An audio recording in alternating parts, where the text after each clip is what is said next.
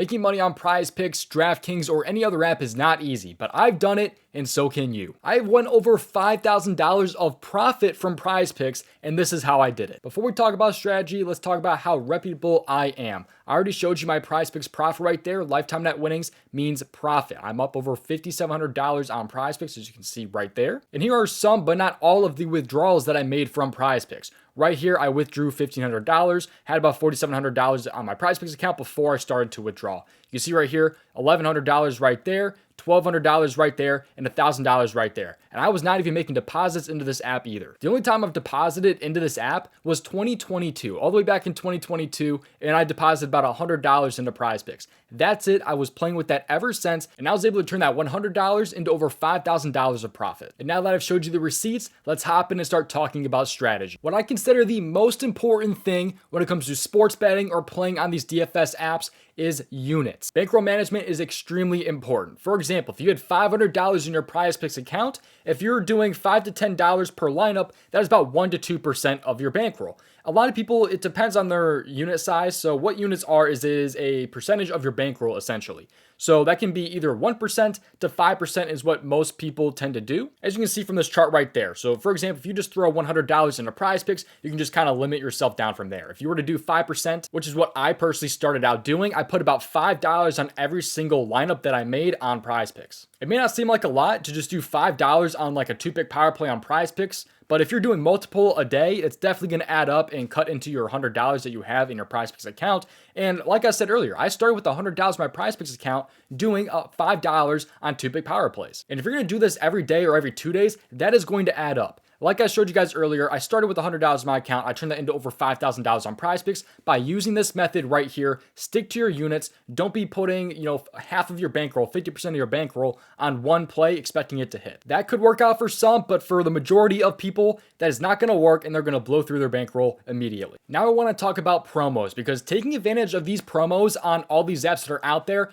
PrizePicks, Sleeper, Chalkboard, they all offer a crazy amount of promos. PrizePicks, they have 2 promos mainly, Taco Tuesday and Flex Friday, both great promos in my mind. Sleeper, they do constant discounts that are like Taco Tuesday on, I believe, Wednesdays and Sundays. Chalkboard, they constantly offer free squares, and when Chalkboard offers those free squares, it's like 2 in a single day. So these apps, if you take advantage of these promos, and even just these promos, you can grind your bankroll like crazy. But let's also talk about here the promos that PrizePicks offer specifically. First off here, PrizePicks has 2 different promos. They have Taco Tuesday and they have a protected play. Let's talk about Taco Tuesday real quick, because a lot of people like to put their tinfoil hat on and think that Taco Tuesdays are terrible, they're cursed, all that different stuff. But last year in 2023, these tacos, there were 174 of them per PrizePicks, and 136 of them ended up cashing. That is 78%. If that taco hits, you only need one more play just to throw in there in a 2-pick power play in order to profit that way. Flex Friday is pretty straightforward. It misses, you get your money back in promo funds. It's a really, really awesome promo. I like it a lot. Personally, I do 5-pick flexes for my Flex Fridays. I know a lot of you guys are probably trying to do this every single day, possibly every 2 days or so. But if you're more of a casual player on these DFS player prop sites, you're just playing this on Friday, Flex Fridays on Friday, and playing Taco Tuesdays on Tuesday,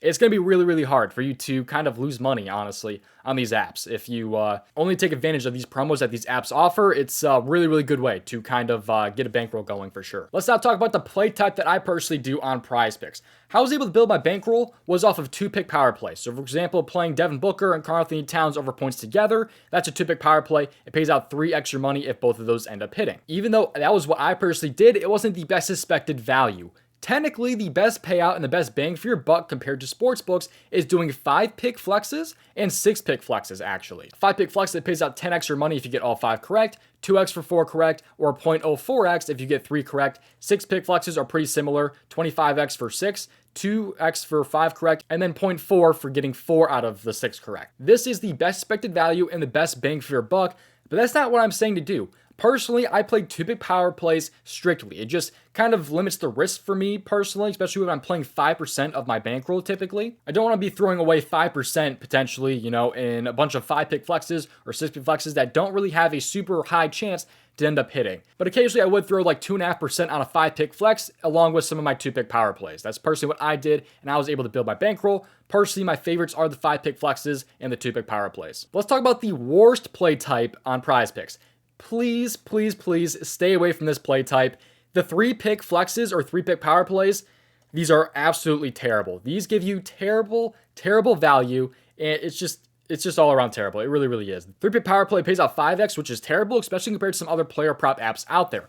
Underdog and Dabble, those are the 2 apps that are in DFS player prop states that offer 6x payouts on 3-picks. That's actually some of the best expected value plays you can find on a DFS app. So if you're on Underdog or Dabble, 3 picks. If you're on PrizePicks, 5-pick flexes and 6-pick flexes are the best expected value, although personally I do prefer the 2-pick power plays. And now let's talk about how to find those winning plays. There are a couple of different ways to find winning plays. I'm going to talk about how to tail other winning players like me and the tools that I use for my research. First, I want to point out whether you're tailing a capper on Twitter or a DubClub like myself, you guys can get in for free with the link down in my description, or even a buddy, make sure that you do your own research. There'll be times where you agree with the reasoning for a play or a time that you disagree with the reasoning for a play. Make sure you guys pay attention to that and just follow your gut, because your gut is possibly more likely than some of these other guys out there giving out plays. There's also a lot of people out there who actually aren't winning players, but they try to act like they are, or they try to act like they are better than they are. So for example, people just give out really bad reasonings for a play and they end up missing. I've seen plenty of people on Twitter have plays and accounts that just blow up by giving terrible reasonings and missing their player props. They give out stats from a player's season from like 2017 or 3 to 4 years ago, and things that don't even matter when researching for a player prop. You have to look around and find players that are actually good at what they do, and always listen to yourself, read their write-ups, make sure you pay attention to what you're putting your own money on, and do your own research. Now let's start talking about research. The paid tool that I use is called Props.cash. It's in the description. Code DOMG for 25% off. It's only $15 for the first month. It has an awesome app as well. So if you're trying to do this like every single day, I do personally recommend this. I've been using it for over 2 years before I was even partnered with them. But I'm also going to talk about some free options a little bit later in this video. But if you're interested in Props.cash, this is what I've been using every single day for over 2 years. And what I personally do when finding my player props is I click on a player like Kevin Durant. I look at their last 10 games, not their hit rate, but I'd like to focus more on their minutes. When I'm recording this video, it is in the NBA playoffs currently. You can see that his minutes have been trending up in some of these playoff games here, like his last 2 playoff games. He's played 38 minutes and 39 minutes in these last couple of games. So I like to adjust the minute slider here to games where he's seen 34 plus minutes. He's seen that in 8 straight games. I don't know why he would not see that today. And you can find more of a pure hit rate right here. You also want to factor in some things like Grayson Allen being in or out or being a game time decision today. You want to focus on games with Devin Booker playing and with Bradley Beal playing, because some of those games where he went over was with those guys being out. Look at his hit rate now with Beal and Booker playing and 34 plus minutes. He's only over 47% of games, when most people who don't factor that in, you'll see that he's over in 59% of the games and think it's a much better play, when in reality, a lot of those games where he went over is because of injuries and things like that to a team. But with Props.cash, you can also find track record for players on the road, when they are in wins or losses, and when they are on 1 of 2 days of rest, 3 days of rest, whatever it is, how they are on Tuesdays, for example, how they've been against a team in the past, their last 5 games, last 30 games. There's a lot of really cool data points on this tool right here, which is why I personally use it every single day. But Sportsbooks, they know what they're doing. They're a billion-dollar company. They have the best of the best people setting these lines. So figure out why a line is a certain way and figure out how you can exploit it to find the best value. MLB season is here, and it's here to stay until like October. So let's talk a little bit about the MLB.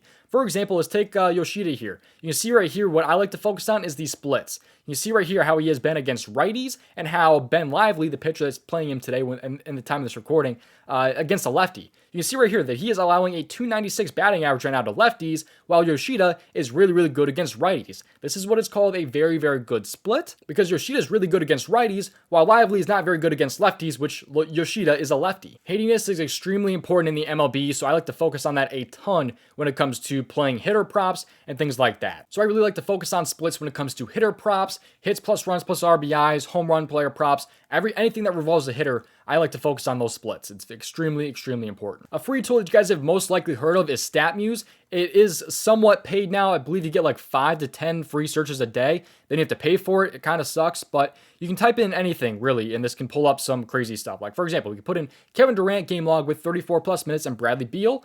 Type it in, and you can find his track record with 34 plus minutes and Bradley Beal playing. It then pulls up the game log for these players and their minutes and just how they've been in that game, their field goal percentage, field goal attempts, things like that. There's a lot of cool data points when it comes to this tool here. But if you are looking for player props that are in the playoffs, make sure you guys put including playoffs. If you guys are looking for NBA player props for playoff games, you got to make sure that you include that, so that way it includes some of these playoff games. There's also some sports specific tools that are really important for researching specific sports, like right now in the NBA. A tool that I really like to use is called the FanDuel NBA Defense First Position. It's from Fantasy Pros. You just look it up on Google and this will pull right up. It shows you how good a defense is against a specific position. So like for example, the Spurs, they allow the most points per game to opposing point guards so far this season. And in the last 7 games, the Magic are allowing the most points per game in the last 7 games to point guards at 30.94. And the MLB, if you're looking for a strikeout player prop, this tool right here is extremely important. It's called MLB Umpire Factor and Stats. This gets updated 1 to 3 hours before game time. At the time of this recording, we're pretty far away from MLB game time, but it will pull up like the game and the umpire for that game. And I like focusing on this because umpires, if you don't know anything about the MLB, some of them are really bad. Some of them call a lot more balls than they should, or a lot of them call a lot more strikes than they should. So like right now, you can see Bill Miller. If he was the umpire for today's game, for example, we're looking for a strikeout over prop. I like focusing on the K-boost here. It's a 1.24x K-boost, which means there's a lot of strikeouts when this umpire is being the umpire for the game. He's calling a lot more strikes than most umpires do. That's going to really benefit you for a strikeout player prop on the over. Or if you take an under, this is probably going to hurt you a little bit there if it's at a 1.24x, and you might want to end up staying away from it. Hopefully you got some sort of value from this video. I offer a DubClub if you guys want to see all of my plays. There's a free trial down in my description for 2 days if you guys are interested in joining. Otherwise, I post free plays nearly every single day on this YouTube channel, so subscribe, leave a like, and have those post notifications turned on so you do not miss those videos. You guys can get some free plays from me and see if it's something that you guys want to tail. I really hope you got some sort of value from this video and that this helped you out. Let me know if you have any questions down in my description. I'll do my best to answer you guys in the comments. I'll see you guys in the next video. Thank you for watching. See you guys in the next one. Best of luck.